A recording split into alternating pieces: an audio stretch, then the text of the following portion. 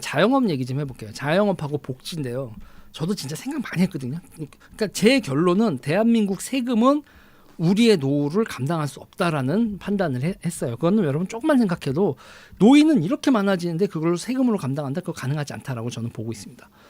그래서 이제 이 자영업 문제와 관련돼서 그래서도 같이 얘기 나오는 건데, 이제 이재명이 커피 원가 120원 발언 듣고 나서 제가 생각이 많았는데, 대한민국에 여러분 자영업자가 많은 이유가 뭘까요? 대한민국의 자영업자가 많은 이유는 여러분, 이촌향도 도시화가 진행됐는데 그 도시화가요 산업이고 뭐고하고 아무 관련이 없었어요. 그러니까 울산하고 창원 같은 데는 산업이 생기고 일자리가 생기고 사람들이 이사를 가잖아요. 이 사람들이 무르르 몰려가는 거에서 보면 우리가 이제 19세기나 이럴 때 보면 골드러시 이런 얘기 들어보잖아요. 저기 금이 생겼대 그러고 사람들이 금 캐러 가고 그러면서 뭐 이제 마을이 생기고, 그러니까 뭐가 있대, 무슨 먹거리가 있대라고 구체적인 뭐가 있어. 캘리포니아에 가면 금광이 있대, 저기 텍사스에 가면 유전이 있대, 거기 가면 일을 할 수 있대, 광산이 있대. 그러고 가서 일자리가 그러고 진행이 되지 않았다는 게, 이게 여러분 우리나라의 자영업이 진짜 많은 근본적인 원인 중에 하나입니다. 그러니까 이촌향도가 벌어지는데 시골에서 할 게 없어. 잉여인간들이야. 땅땡이는 조그만데 애들은 많이 태어났어. 이거 무조건 상경이에요. 무조건 상경입니다. 일자리가 있어서가 아니라 그냥 일단은 야 이 새끼야 가서 서울에 가서 어떻게라도 야 둘째야 셋째야 여기는 이 큰형만 농사 지어도 되니까 니네들 이 딸년들하고 이 차남 새끼들은 전부 다 서울로 방출. 농촌이 그냥 뱉어냈어. 무작정 상경. 그래서 기업도 공공 영역도 니네 모으라고 한 적이 없는데 안 돼. 그냥 무조건 온 거야. 무조건 사람이 모여서 또 사람이 모이면 일자리가 생기거든. 그래서 아까도 말씀드렸지만 울산, 창원 등을 제외하면 산업 일자리가 있어서 도시가 생긴 게 아니에요. 그럼 어디로 사람들이 모였냐? 그냥 관청이 있는 데로 갔어. 관청이 있는 정치 중심지로 갔다니까. 교통 중심지, 정치 중심지 이런 데로 간 거야 사람들이. 그냥 여기 있으면 돼. 그래서 일단 대전역, 서울역, 대구역 그냥 역 앞에서 일단 죽치고 앉아서 거기서 앵벌이를 하든 그지를 하든 무슨 신문을 돌리든 뭐를 하든 일단은 그렇게 교통 중심지, 정치 중심지로 몰린 거예요. 그리고 자체적인 일자리, 금융으로 사람들이 생존해 나가죠. 사채, 개돈, 개모임 이런 거 있잖아요. 사채, 인력시장, 자영업이 이촌향도 저숙련 노동자들을 그 노동자들이 도시를 가면 기다리는 게 그게 자영업이었죠. 그래서 여러분 보면 그게 있어요. 제가 이제 여러분들 제가 이런 얘기하면 좀 내가 너무 나이 먹어 보일지 모르겠는데 저도 이제 50 좀 넘었는데 50인데 이제 50 하나죠 우리나라 나이로는. 여러분 지게꾼 들어보셨어요? 지게꾼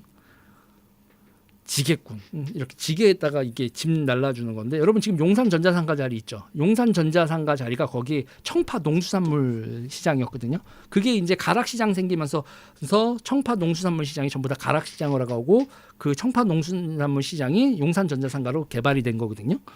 그때 그 청파 청과물 시장에서 있잖아요. 감자 사잖아요. 아버지가 감자 사면 거기서부터 있잖아요. 오토바이도 아니야. 지게로 감자 싣고 이태원까지 배달을 왔었어. 지게꾼이죠. 지게꾼, 노가다꾼 이런 꾼이 붙어있는 호칭이 있는 일자리들이 있었고 그거를 제공하는 농수산물 유통하시는 자영업자들. 그게 뭐냐면 여러분 저숙련 노동자와 하층 노동 관리 자영업자. 이게 대한민국 자영업의 태초적 구조예요. 구조. 냉장고 지고 고층 건물 우르는 그런 지게꾼들이 있었죠. 그래서 저숙련, 저임금 그리고 그 저숙련, 저임금 노동자들을 관리하는 자영업자. 이게 기본적으로 대한민국 자영업의 태초적 구조입니다. 자, 그래서 지금 용산전자상가 자리에 청과물 시장이 있다고 얘기를 했는데 이제 보면요. 그러고 나서 보세요. 농산물 유통업자와 지게꾼이 있던 자리에 그리고 이 지게꾼이 여러분 뭐로 바뀝니까? 부등부등 자, 오토바이에다가 이제 하고 그런 분들로 바뀌죠. 그러니까 지금 이 광장시장 같은데 그 오토바이 배달하시는 분들 쭉 있는 거 그게 50년 전으로 가면 지게꾼이었던 거죠. 그리고 택배 뭐 이렇게 자전거로 했다고 오토바이 그렇죠. 그러니까 농산물 유통업자와 지게꾼이 있던 자리에 그 자리에 뭐가 생겼어요, 여러분? 컴퓨터 조립상과 용팔이들이 생겼죠.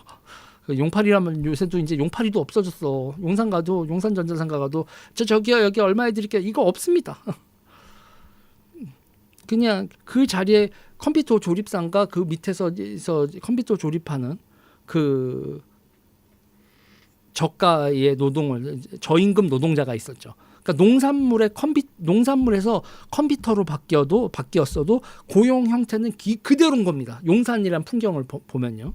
그게 대한민국 자영업의 어떤 저는 이제 제가 이태원 살고 용산전자상가를 많이 갔었던 게임 좋아하는 놈이라 그걸 이제 제 인생에서 프로토타입으로 기억을 하는 거예요. 그러니까 제가 보고 자란 한국 자영업의 프로토타입은 용산전자상가 그리고 첨가물 유통을 하던 사장님들 자식들 내 설린중학교 친구들 잘 나가던 뭐 MS 막 그 부잣집에서 보면은 아빠가 그 첨가물 사장님 이런 경우 많았거든요. 설린중 친구들. 그게 제가 대한민국 자영업의 프로토타입 제가 그렇게 기억합니다. 근데 1998년 IMF가 오면 이 풍경이 크게 흔들려요. 이게 큰 게 크게 흔들리는데 뭐가 크게 흔들리냐면 국민연금뿐만 아니라 연금 상품 여러분 연금 상품 여러분 1990년대 80년대 여러분 들으신 분 있으세요? 그런 상품이 있기나 했어요. 그러니까 국민연금도 아직 그 무르익지 않은 상황이었고 IMF가 터졌는데 국민연금뿐 아니라 일반 금융상품, 연금 상품들도 미비하던 상태에서 조기 은퇴의 강풍이 불었어. 우리나라에. 어떻게?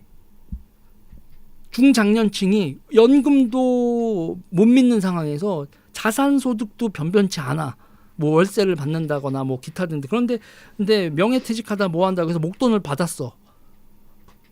어떻게 해요, 여러분? 자영업으로 쏟아져 들어오는 거야. 진입장벽이 낮은 자영업에 쏟아져 들어오는 겁니다. 공대에 나와서 닭 튀긴다라는 희비극이 여기서 탄생을 하잖아요, 여러분. 야, 내가 대기업 부장이었는데 이제 닭 튀겨야 되네. 뭐 이런 얘기가 여러분 그게 IMF 이후에 뭐 돌고 돌아 결국은 닭 튀긴다 자영업이 이렇게 되잖아요. 희비극. 그리고 김밥천국 여러분 김밥천국 이런 것도 여러분 생각을 해보세요. 그것도 조금 이따 얘기를 하겠는데 그냥 분식집이었으면 누구네 분식집이지 제일이네 분식집 이런 거였지 김밥천국 이런 프랜차이즈가 여러분 그것도 IMF 이후입니다. IMF 이후에 폭발적으로 성장을 해요. 그 전에 이제 뭐 투다리 뭐 이런데 투다리가 여러분 왜 투다리인 줄 아세요? 닭이잖아요. 닭이 다리가 두 개잖아요. 그래서 투다리두만. 아무튼 만나분식 그런 거 있었지. 자. 그러고 이제 그 IMF 터지고 난 다음에 폭발적으로 성공하는 그 자영업이 있었어요. 뭐 있었죠, 여러분? PC방 있었죠. PC방이 있었고 소리 소문 없는 강자가 세탁업이었습니다. 대한민국 사람들이 여러분 고급 소재 옷감을 입기 시작해. 여러분 있잖아요. 울이요? 우리가 울? 린넨? 그냥 세탁해서 방망이 줄 두들기다가 통돌이 세탁기 써가지고 그 정도 수준이었는데 우리가 여러분 울 제품을 막 그 쓴다고요? 이게 우리가 좀 살만해지면서 옷 소재가 다양해지면서 뭐 벨벳도 입기 시작하고 뭐 점점 하면서 그러면서 여러분 우리가요 이렇게 엄마들 빨래바 이거 나 어렸을 때 빨래 이거 있었어. 다디미돌 있었어. 다디미돌 우리 엄마하고 할머니하고 다다다다다다닥 이거 했었다니까. 나 아직 기억해. 통돌이 세탁기 나오고 그다음에 드럼 세탁기로 넘어가고 뭐 별의별 뭐 울모드 무슨 모드 있지만 여러분 기본적으로 어떻게 돼요? 우리가 세탁소 엄청나게 애용하기 시작하죠. 세탁소. 세탁업이 엄청나게 폭발적으로 성장을 합니다. 대한민국의 소득 증가 그리고 패션 옷을 다양하게 입기 시작하면서 그리고 여러분 우리나라에 고기 중에서 여러분 되게 이게 그 공장형으로 고기를 생산하는 게 하나가 있죠. 소고기 아니죠, 돼지고기 아니죠, 닭고기죠. 하림의 공장형 육개 그게 닭의 원가를 혁명적으로 낮춥니다. 그리고 여러분 간장 소스 베이스 기억나시죠? 교촌치킨. 신스 1991이라고 간판에 써 있는 교촌치킨 여러분 대구에서 시작한 거라며요. 전국으로 쫙 퍼지죠.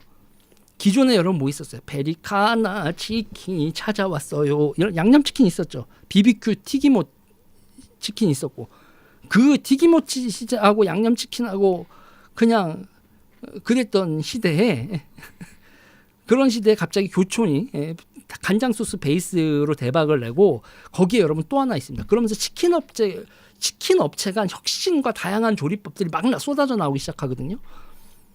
그런데 거기서 또 재밌는 게 뭐냐면 여러분 우리는 80년대 맥주는 그냥 무조건 오비 맥주죠. 오비 맥주지 무슨 다른 맥주가 뭐가 있어. 그런데 갑자기 천연 안반수에서 뽑아 올린 어쩌고 저쩌고 근데 하이트 멕시카나 뭐 이런 거 있었죠. 하이트가 맥주가 나온 다음에 여러분 그 다음에 카스 나오지 뭐하지 지금 뭐 테라 뭐 맥주가 어마어마하게 또 경쟁이 붙습니다. 그래서 치킨과 맥주가 다양해지고 경쟁이 붙은 상황에서 무슨 일이 벌어지느냐? 치킨 산업과 맥주 산업이 동반 성장하면서 치맥 시장이 형성이 되죠. 이렇게 여러분 대한민국 자영업의 역사를 되짚어 봐도 우리 삶이 있는 거고 막 우리의 지금 정치적 문제에 근본적인 게 이렇게 봐야 돼요. 자, PC방, 세탁소, 호프집, 치맥, IMF 이후로 이게 폭발적으로 성장하는 은퇴자들의 일자리를 다 흡수합니다. 거기에 편의점의 보급까지. 저 고등학교, 대학교 갔을 때 있잖아요. 제가 이태원 사는 데 있잖아요. 제가 이태원 사는데 그 강남 사는 애들이 니네 동네 편의점 없지. 그러면 제가 니네 동네 버거킹 없지 막 이랬거든요. 그 버거킹이 그 이태원 살인 사건이었던 그 버거킹 하얗 그 캐밀턴 호텔 앞에 뭐 이랬던. 그리고 니네 미국식 햄버거 가게 없지. 니네 그거 뭐야 올드 재즈 없지 뭐 이러고 이태원 파와 강남 파들이 니네 편의점 있지 없지로 그랬었는데 편의점이 여러분 없었어요. 편의점 강남에만 있었던 겁니다. 그때 편의점도 뭐 지금 같은 거 아니에요, 여러분. 바이더웨이 기억나시나요? 바이더웨이. 요새 바이더웨이 있긴 있어요. 그리고 그 커피 전문점 자댕 여러분 기억나시나요? 커피도 여러분 다 그냥 다방이야, 맥심이야. 무슨 매 가지고 여러분 그냥 이렇게 커피 가루 녹여 가지고 거기다가 이런 거지. 무슨 내려서 에스프레소 빼서 거기다가 거품기 해서 라떼, 카푸치노 우리가 그런 거 90년대 들어서야 알았어.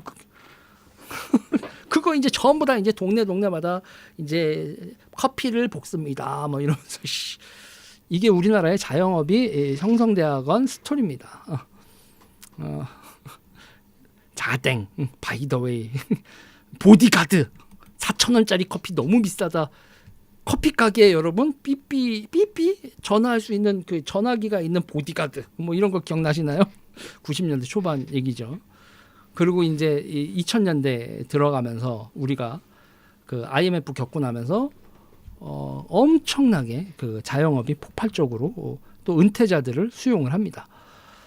자, 은퇴자들의 일자리가 되어주었고 그리고 나라는 성장했고 나라의 젊은이들은 많았고 2002년 여러분 월드컵 때 기억나세요? 편의점이 이 하루에 1억을 버는 사태가 벌어지는 2002 그 월드컵 길거리에 그냥 죄다 신발 있는 것들은 다 나왔나 보다. 어떤 아줌마가 그렇게 얘기해서 내가 막 웃었었는데 버스에서 막 그 월드컵 때문에 시청 앞에서 이거 막 난리가 났었거든요. 사람들이. 그랬더니 그 어떤 되게 보이시던 아주머니가 아유 신발 있는 것들은 다 기어 나왔나 봐 막 이러다가 내가 그 표현이 너무 웃겨가지고 웃었던 기억이 나는데 젊었고요. 소비할 사람도 많았고 자영업은 폭발하고 그랬던 시대입니다.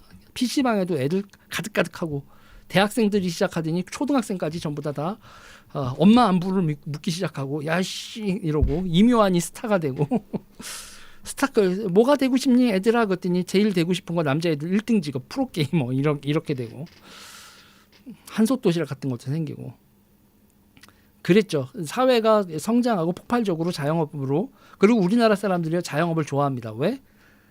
간섭받는 걸 싫어해. 간섭받는 거 싫어하고 이런저런 잔소리 까는 거 졸라게 싫어하지. 우리가 지금 그런 거 자영업 좋잖아요. 돈을 적게 먹어도 누가 나한테 잔소리 까시. 자, 코넷아이디 쌈장 이기석 생각나네요. 어뷰징의 이란 그것도 처음이죠. 자, 근데 그러면 여러분 아까 제가 얘기했죠. 지게꾼하고 노가다꾼 얘기했잖아요. 지게꾼하고 노가다꾼이 뭐로 대체돼요? 아르바이트. 오늘은 이렇게 얘기를 하면은 이마룡 김정식을 아는 세대는 내가 너무 올드했나? 아니 50대만 돼도 이거 다 알지 않아요? 아르바이트. 자, 지게꾼하고 노가다꾼은 뭐로 대체됐어요? 아르바이트생으로 대체된 겁니다. 지게꾼하고 노가다꾼이 아르바이트생으로 대체됐어요.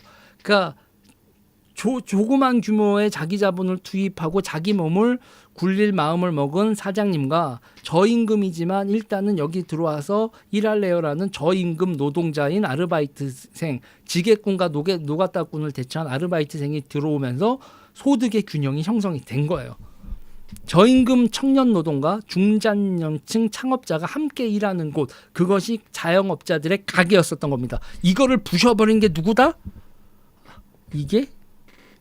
이게 문재인이죠. 문재인이 최저임금을 올리면서 저임금 청년 노동의 공급이 저임금 청년 노동과 중장년층도 엄청난 고숙련 뭐가 필요하지 않은 그런 사람들이 메이드된 자영업의 생산성이 박살이 나기 시작합니다. 그리고요, 여기서 또 보면 우리나라 기술 창업 있죠. 기술 창업이나 그런 건요, 여러분 장벽이 너무 많아요.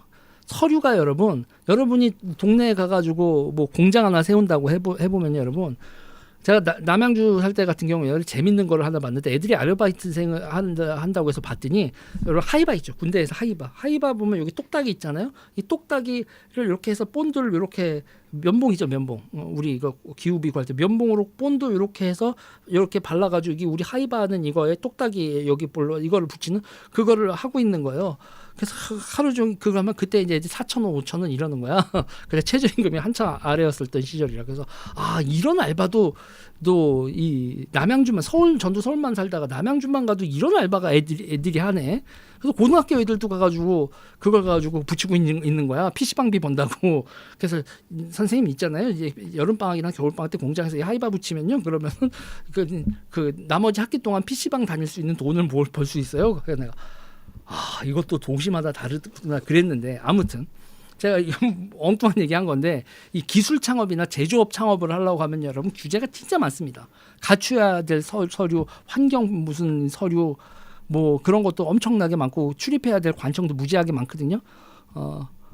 제일 간단한 건요 있잖아요. 자영업이 제일 규제도 간단, 진입장벽도 낮아요. 그리고 무엇보다도 자영업은요 도시에서 살 수 있습니다. 도시를 뭐 제조업을 하려고 하면 도시를 떠나야 되는데 그런데 이 자영업을 하면요 도시에서의 삶이 가능해요. 도시를 떠나잖아요. 도시를 떠나면 저임금 노동자도 찾기 힘듭니다. 도시 밖에서는요 공장은 외국인 노동자들이 자리를 채워나가고 젊은 노동자들은 없죠. 농업을 하려고 해도. 그래서 도시 안에는 저임금 자영업 일자리가 있고 아르바이트생이 채워가면서 이렇게 우리나라에 자영업 생태계가 있었죠.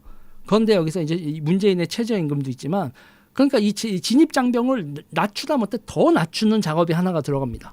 뭐냐면 프랜차이즈 사업이에요. 그러니까 내가 나 PC방을 하면 장사가 잘 될 것 같은데 나는 아무것도 모르고 컴퓨터 랜선이 고장나도 고칠 줄도 모르고 수리할 줄도 모르는데 어떡하지? 그럴 때 저희 프랜차이즈에서 다 해결해 드리겠습니다. 나는 음식 조리도 잘 못하는데 저희 프랜차이즈에서 다 해드리겠습니다. 나는 커피 탈 줄도 모르는데 다방을 어떻게 저희 프랜차이즈에서 다 해드릴게요. 백다방 하시면 됩니다. 뭐 이렇게 되는 거죠. 진입 장벽을 더 낮춘 프랜차이즈 사업이 우후죽순처럼 퍼져나가요. 돈만 있으면 창업할 수 있다는 환상 속에 프랜차이즈 매뉴얼대로 만들고 판매하는 형태로 자영업이 바뀌어갑니다. 진입 장벽은 낮아지고 가져가는 돈도 줄어드는 프랜차이즈인데 그게 계속 확대가 되는 거예요. 너나 없이 계속 들어오는 거야. 아니 가게 했다가 요번에 가게 생겼다가 똑같은 자리에 간판만 바뀌고 인테리어만 바뀌고 또 자영업자 들어갔다가 또 망하고 가네. 이 사람도 닭 튀겼었고 그 다음 들어오는 사람들 똑같은 자리에서 왜 또 닭을 튀기지. 닭 팔았다가 햄버거 팔았다가 샌드위치 팔았다가 계속 가게가 바뀌네 주인이. 그래도 인테리어 업 하시는 분들은 계속 돌고 그리고 그렇게 중고 식자재 이렇게 하면 또 누구는 팔러 오고 또 누구는 사러 오고 누구는 팔러 오고 계속 돌다가 안 돌기 시작하네. 그게 최근입니다. 그리고 이게 돌 때 그래도 이 프랜차이즈가 딴 사람들보다 경쟁력이 있네라고 해서 우르르 몰려갔던 백종원한테 우르르 몰려갔죠. 2015년 마리텔이 히트했던 게 딱 10년 전입니다. 그때 프랜차이즈나 자영업자들이 위기가 확대되고 있을 때 백종원은 구세주처럼 등장해서 그리고 원룸 사는 청년들에게 레시피를 가르쳐준 사람이었죠. 원룸 사는 청년들이 집밥을 해 먹어야 되는데 누가 해줄 사람도 없는데 백종원 요리법, 조리법, 레시피를 보면 집에서 할 수 있는 요리를 알려주는 사람, 슈퍼스타가 되죠. 그런데 그 백종원의 프랜차이즈들마저 무너져 내리고 있고 가게 사장들이 원망이 되고 있고 그 와중에 백종원 씨는 해외 진출에다가 별 볼 일 없었고 그 다음에 이 유통업으로 해서 백킹 같은 거 만들어 팔려고 하다가 그것도 거대 자본, 제조업은 엄청난 거대 자본이 쓰고 유통망을 확대해야 되는 건데 규모의 경제가 나오지 않는 상태에서 제조업 들어갔다가 또 거기서 갯보장 나고 해외 프랜차이즈도 그렇고 그러면서 지금 백종원의 위기이자 곧 자영업자들의 위기 이런 게 지금 전개가 되고 있는 거죠. 자, 그러면서 보세요. 진입 장벽은 낮아지지만 프랜차이즈는 사장이 가져가는 돈은 줍니다. 그런데 옆에서 프랜차이즈라는데 나도 안 할 수 없잖아. 프랜차이즈를 안 하면 슈퍼마켓이 편의점한테 어떻게 돼? 슈퍼마켓은 다 편의점으로 바뀌고 요식업도 식당도 다 프랜차이즈로 바뀌고 사장은 가져가는 돈은 더 줄어들고 진입 장벽만 낮아지고 그리고 여기서 치명적인 아까 말씀드린 최저임금이 인상이 됐죠. 거기다 더 추가타 아르바이트 청년 인구 자체가 감소하죠. 여기서 하나 더 그게 곧 더 치명타인데 활발한 소비를 할 청년 인구 유입 인구가 급격히 감소합니다. 매년 20살이 되는 그래서 술을 먹을 수 있는 자격이 되는 청년들이 연 7% 매년 감소할 20년 감소 확정입니다, 여러분. 20년 전에 지금 태어난 애들까지 해서 20년치가 여러분 매년 인구 7%씩 소비 인구가 유입 인구가 줄어드는 게 정해져 있어요. 20년 후에는 20 몇만 명만 20살이 됩니다. 확정이에요, 확정. 상당수 청년과 노인층이 일자리에서 배제된 이상한 구조 속에 그들의 일터이자 삶을 지탱해 주던 자영업의 총체적 붕괴가 벌어졌다. 그래서 이 문제를 어떻게 해결해야 되느냐. 그래서 저는 2010년대 같은 경우에는 자영업 성장의 2010년대 같은 경우는 또 하나가 다르죠. 카페죠, 카페. 선진국 대한민국에서 폭발한 스타벅스 사랑. 그리고 이제 여러분 점점 우리가 고급을 원하잖아요. 이 고급을 원하는 상황에서도 뭐 이디야 커피도 원하고 백다방도 원하고 이런 상황이었지만 백종원 씨가 그러니까 크리티컬을 받은 건 저는요 그거라고 생각해요. 대한민국이 진짜 소비가 고급진 소비 이렇게 쭉 올라가고 배달 음식을 시장으로 다 가고 진짜 나가서 외식을 할 때 그리고 또 안성재와 백종원이 나란히 앉아 있었던 그거 뭐야 흑백 요리사의 그 투샷이 사람들이 이제는 백종원이 아니라 안성재를 선호하고 미슐랭을 찾기를 시작하고 그리고 진짜 실력자 뭐 이런 걸 하면서 파인다이닝이라는 개념을 알게 되는 그리고 거기 가서 인스타를 찍고 싶어하는 그 우상과 선호의 패러다임이 바뀌죠. 그리고 너를 믿었는데 왜 내 장사가 안 되니라고 집중포화를 맞고 이런 상황이 지금 벌어지고 있다. 자, 제가 지금 뭐 2010년대 스타벅스 사랑, 차 마시는 문화, 거기다 과잉 경쟁, 소비 부족, 노동력 부족, 그리고 이렇게 모든 게 다 붕괴돼 가는데 대선 후보란 인간이 원가 120번 드립을 쳤죠. 이렇게 다 무너져 가는데 대선 후보란 인간이 원가 120번 드립을 쳤습니다. 그래서 저는 이거 어떻게 해야 되냐, 어떻게 해야지 이 텐션과 이 몰락, 그리고 자영업의 몰락은 곧 중산층의 몰락이고 노후의 불안인데 이걸 어떻게 해결해야 되느냐. 제가 그래서 얘기한 게 뭐냐면 여러분 최저임금을 박살날 정도로 낮춰야 된다. 제가 그 얘기를 해요. 그러면 이게 무슨 소리야 그러면 저는 그래요. 일단은 일자리 문제, 자영업에서 일자리 문제하고 자산소득으로 접근을 해야 되는데 여러분 1998년 IMF 때 대기업에서 2억 원의 명예퇴직비를 받고 퇴직한 사람이 그때 그 2억을 가지고요. IMF 때 그때 대치동 음마아파트 1억 7천 주고 샀으면 지금 부자입니다. 무슨 얘기냐면 그때 아파트를 산 사람은 인생 승자고 호프집을 차린 사람은 좆된 거지.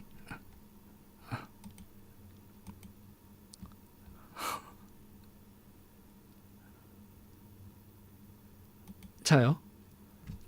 중장년층이 창업 자금을 들여가지고 노동시장에 진출하는 거를 지금 막아야 돼요, 여러분. 아니 그때 IMF 터졌을 때 대치동 음마 아파트 1억 7천이었어. 2002년 노무현이 집권할 때 2억 2천까지 올라갔고요. 그때 개나리 아파트, 뭐 장미 아파트.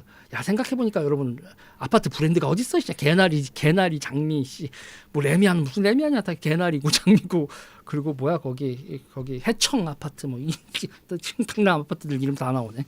그 시절 그랬었어. 자. 그러니까 저는 기본적으로 중장년층이 창업 자금을 들여서 노동시장 진출하는 그거 어르신들 제발 좀 해야 된다고 봐요. 그러면 야 이 씨발 우리가 어떻게 사니? 그럴 때 제가 하는 게 여러분들 그 돈을 가게 차릴 돈을 자산소득으로 하면 그래도 한 달에 100에서 150이 나오는 돈입니다. 그게 그 뭐 펀드를 하던 뭐 연금을 듣든 뭐를 하던 뭐 4억 5억 들여서 창업을 하지 말고 그 돈을 그냥 자산소득을 얻으세요. 플러스 그러면 나머지 뭐냐면 중장년층의 최저임금을 낮춰서 시간당 6,000원, 7,000원 노동이라고 해도 시간당 6,000원, 7,000원 노동이라고 해도 그 정도를 받고 그 정도가 돼야 중장년층을 그럼 중장년층 사장님이 중장년층 씨발 알바를 썼는데 이제 알바는 없고 뭐 하신 저 은퇴한 군인입니다. 뭐 은퇴한 그럼 계급은 뭐 했어? 저 별달고 계급 은퇴했는데 아이고 씨 장군님 왜 오셨어요? 아유 그냥 집에서 놀면 뭐래요. 그래서 그런 사람들이 같이 햄버거 가게 운영을 하고 6,000원 7,000원 그러면은 연금 나오는 거 플러스. 근데 장군을 하신 분은 연금이 400이 넘게 나오니까 그렇게는 안 하시겠구나. 장군 달면 연봉이 400 정도 되더라고요. 연금이. 아무튼 뭐 그냥 하나의 비유를 한 건데 중장년층이 같이 모여서 자신의 창업을 하지 않고 자산소득 얼마에다가 국민연금 플러스 자산노동 플러스 자기의 그 노동으로 한 달에 150이라도 벌고 나라가 아니지 국민연금에서 받는 돈 한 120 어느 정도 되고 그리고 뭐 자산소득 50만 원이라도 된다고 하면 그러면 300만 원 정도의 소득이 완성이 된다고. 그러니까 노동소득 앤드 연금 이런 식으로 되게 중장년층이 노동시장에 투입될 수 있도록 최저임금을 낮춰줘야 된다니까. 안 그러면 지금 자영업 시장이 붕괴를 한다고 저는 보거든요. 이건 제 안이에요. 제 안. 복지 전문가들하고 막 얘기하다고 하다가 이거 어떻게 하냐고 그거 왜 사람들이 일할 의지가 있는 사람들한테 그 사람들을 노동시장에서 다 채출을 하냐고. 그러고 나서 그 폐지 줍게 만드는 건 말이 안 되는 거라고. 최저임금이 폐지 줍는 것보다 최저임금 3,000원, 4,000원짜리 노동이라도 하게 하는 게 낫지. 그래서 그렇게 어떻게든 그리고 또 결정적으로 뭐냐면 그렇게 이렇게 노동시장이 나오게 되면 자기 커뮤니티가 생긴다고요. 중요한 건 돈이 아니에요. 작년에 있어서 여러분 중요한 건 돈도 돈인데 외로운 게 죽는 거거든. 자식들도 잘 안 와. 부부관계도 서로 그래. 그리고 친구들도 다 이제 흩어져. 그럼 일터로 나가고 뭐로 나가고 노인정뿐만 아니라 일터로 나가야 어떻게든 커뮤니티가 형성되고 삶의 보람도 있고 서로 수다도 떨고 맥주도 한잔 마시고 그렇게 나머지 계속 활동성 있게 하면서 덜 아프고 이러는 거거든. 그래서 저는 그런 거예요. 이 지금 이 자영업자들 중장년층이 꾼이라든지 아르바이트든 저임금 노동자들하고 같이 꾸려나가던 이 커뮤니티를 다시 되살려야 된다.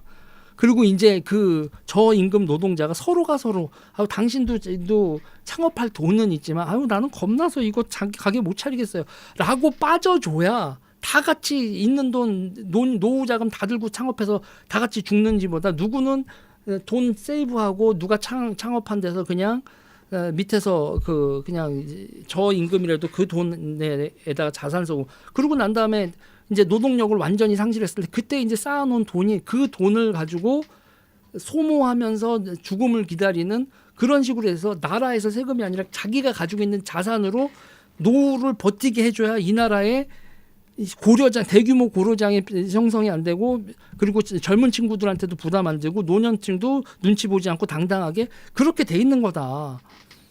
최저임금 이렇게 놓으면 죽는 거다. 기본적으로 대한민국의 자영업 시장은 저소득 임금 그러니까 저소득 그러니까 저숙련 저임금 노동자가 공급되지 않으면 이거는 붕괴되는 시장이고 지금 거기에 공급되려고 하는 그 인력들이 그거로 생존만 하는 게 아니라 삶의 커뮤니티를 만들고 몸을 움직여야 되기 때문에 5,000원, 6,000원을 받아도 노인들이 그렇게 나와서 일을 하는 게 낫다. 자기 자본 투여해서 다 없어지는 것보다 라고 저는 얘기를 하고 있죠. 어떻게든 자영업 시장을 살려야 된다. 어떻게든 자영업 시장을 살려야 된다. 그러니까 지게꾼, 노가다꾼, 아르바이트생이 아르바이트생 아직은 있지만 그래도 저임금 노동 시장이 사라진 현재 중장년층이 그 스스로가 저임금 노동으로 투입돼야 된다고 저는 보는 거예요. 그건 그냥 그거로 먹고 사는 게 아니라 삶의 커뮤니티를 만드는 과정으로 그리고 창업과 그렇게 해서 창업 과잉 경쟁의 텐션을 낮춰야 돼. 누군가가 그렇게 빠져줘야 그래야 창업하는 사람들도 과잉 경쟁이 빠져나갑니다. 그리고 젊어서 모은 소중한 자산을 창업으로 허비하지 않게 보호해야 되고요.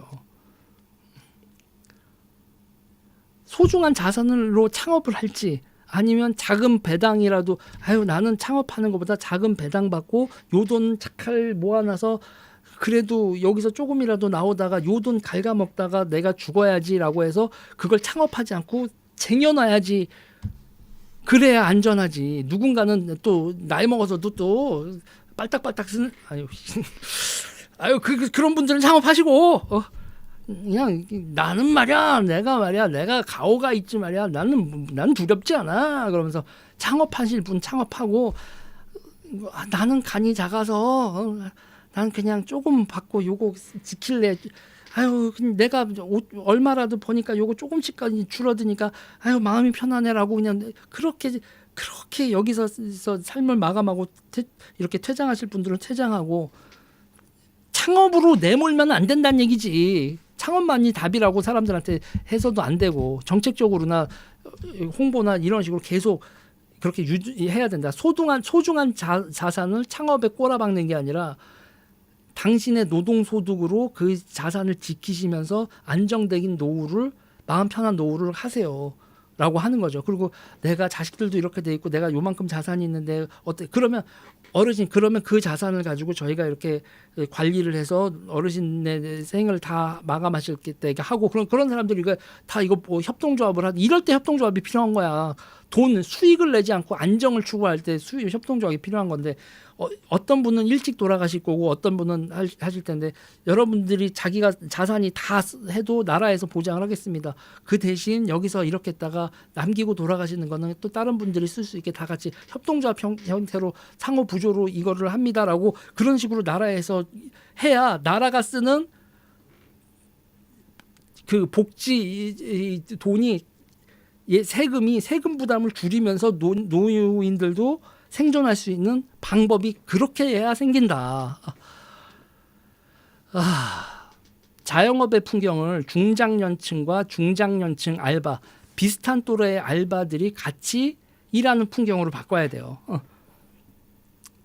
서로 갑질하지 말고 노년 공동체로 자영업이 번신할 수 있도록 정치가 정책을 써야 한다고 저는 보고 있어요. 안 그러면 대한민국 사람들은 외로움을 돌파할 노하우도 없는 사람들이야. 파티 문화가 있어. 뭐가 있어. 최저임금, 금융지원, 뭐 국가가 전적으로 책임지는 복지도 좋은데 일하는 사람들을 보조하는 형식으로 시민도 좋고 국가도 좋은 그림을 그려나가야 한다.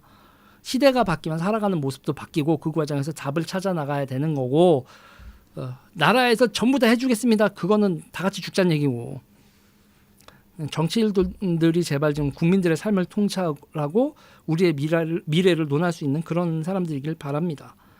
무슨 명분론에 매달리고 가붕게 만들겠다. 국가 예산을 흩뿌리는 이런 정치 같은 거 하면 안 된다. 이재명 원가 120원 드립을 보면서 참 저거 생각 없는 인간.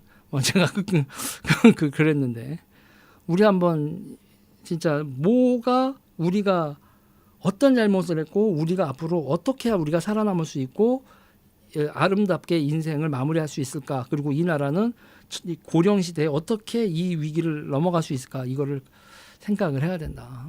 그리고 자영업의 붕괴는 진짜 너무나 대한민국에 끔찍한 결과를 가져올 수 있기 때문에 지금 상태에서는 과잉 경쟁에 자영업을 빼내는 거, 이 경쟁의 그 압박을 빼내는 거를 정치가 지금 집중해야 될 때다. 뭐 이런 얘기를 합니다. 뭐 이런 얘기를 하지만 정치 유튜버가 이런 얘기하는 건 별로 관심들이 없더라고. 정말 많은 사람들을 만나고 다니면서 우리 삶에 대해서 생각을 하고 의견을 들으면서 취합해서 하는 얘기인데 너무 여의도 정치는요 사실 답이 없어요. 그리고 삶을 얘기하고 있지 않고 그 와중에 정치 고관여층이라도 삶을 얘기를 해야 정치가 이상한 방향으로 가지 않는다. 이런 얘기를 드리고 싶습니다.